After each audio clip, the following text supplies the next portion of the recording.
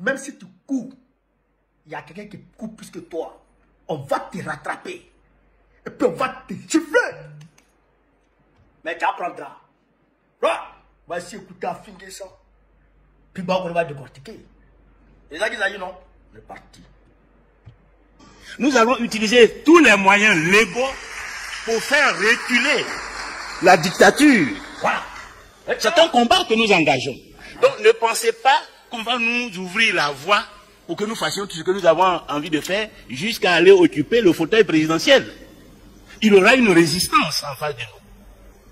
Et nous devons être prêts à combattre ces résistances au nom de la démocratie, au nom de la liberté. Donc, à partir du moment où la loi est avec nous, à partir du moment où nous savons que nous nous battons pour nos droits, nous devons être prêts à affronter toutes les résistances et à faire tomber toutes les barrières. Et par rapport aux deux questions importantes qui ont été posées par certains journalistes, d'abord, le mouvement trop c'est trop. Voilà. Mais trop c'est trop là, on est déjà dedans. C'est dedans.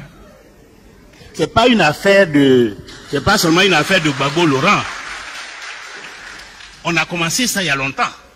Et notre rencontre d'aujourd'hui, c'est parce que c'est trop, c'est trop. C'est tout. Donc, il ne faut pas regarder si c'est Gbagbo qui a lancé le mot d'ordre, si c'est PPACI, si c'est ceci, c'est cela. C'est trop pour tous les Ivoiriens. Voilà. Et donc, chaque fois qu'une organisation va lancer un mot d'ordre dans ce contexte, nous sommes tous concernés. Que ce soit le PDCI seul, le COGEB seul, MGCI seul, que ce soit dans le cadre de la CAP, nous sommes concernés. Parce que nous sommes tous conscients que trop c'est trop. Donc trop c'est trop là, c'est un mot d'ordre national. Et tout ce que nous entreprenons, nous le faisons parce que trop c'est trop. Ça c'est la première chose. Mais c'est une question qui rejoint aussi des préoccupations qui ont été émises en ce qui concerne Affairail.net et Nouvelle Alliance, qui pose la question: que ferez-vous si, que ferez-vous si, que ferez-vous si votre meeting est empêché, que ferez-vous si les autorités restent sourdes à vos revendications? Mais d'après vous, qu'est-ce qu'on va faire? Question. Vous pensez que parce qu'un meeting est empêché, on va aller s'asseoir et puis on va au champ? Ou bien mais on résiste, on continue, C'est ça, on se bat. Donc si une activité qui est légale est empêchée, nous allons nous donner les moyens pour insister. Nous allons utiliser tous les moyens légaux pour faire reculer la dictature. C'est un combat que nous engageons.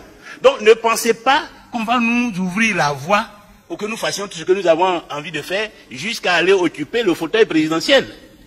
Il y aura une résistance en face de nous. Ah, c'est clair. Et nous devons être prêts à combattre ces résistances au nom de la démocratie, au nom de la liberté. Donc, à partir du moment où la loi est avec nous, à partir du moment où nous savons que nous nous battons pour nos droits, nous devons être prêts à affronter toutes les résistances et à faire tomber toutes les barrières. Parce que ce combat, nous l'inscrivons dans le cadre de l'élection, mais c'est le combat pour la démocratie, pour la liberté en Côte d'Ivoire. D'abord, le combat que nous devons mener pour que demain nos enfants n'aient plus à mener ce combat. C'est ça. N'aient plus à faire ce genre de réunion parce qu'on a exclu X ou Y de la liste électorale, parce qu'il y a une liste électorale qui est une fabrication de nos adversaires politiques, etc., etc. C'est un combat que nous menons depuis presque 30 ans. Mais aujourd'hui, nous nous rendons compte que le combat n'est pas achevé. De toute façon, le combat pour la liberté, elle est permanente. Donc, il faut que chacun s'apprête. Ne pensez pas que le combat que nous allons mener là, si nous voulons atteindre l'objectif, que ça va être un combat facile, simple. Nous aurons à affronter des difficultés. Et c'est nous, l'élite, la direction du mouvement là, c'est nous que les Ivoiriens regardent. Parce que les Ivoiriens, les militants de base, ils sont prêts. Ils nous demandent chaque fois qu'on les appelle à des meetings. Mais est-ce que les leaders politiques là, ils sont prêts? Est-ce qu'ils sont prêts à libérer la Côte d'Ivoire? C'est de ça. C'est de ça qu'il s'agit. Frère, avec de ça à parler. Et quand il parle, On sent la conviction dans ses verbes. Quand il parle, on sent la détermination dans ses yeux. Frère, oh, Yoromani. Draman ne va pas voir d'où ça va venir. Hey, nyawa.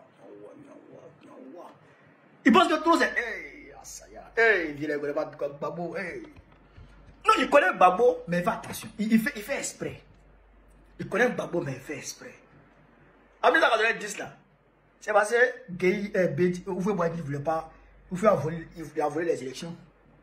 Sinon, Oufoué, lui, il n'a pas compris comment Babo a fait pour gagner dans plusieurs, je dirais, circonscriptions de la Côte d'Ivoire. Il ne sait pas comment. Et Draman ne sait pas comment. C'est trop là qu'il y a fait. C'est trop qu'il y a fait.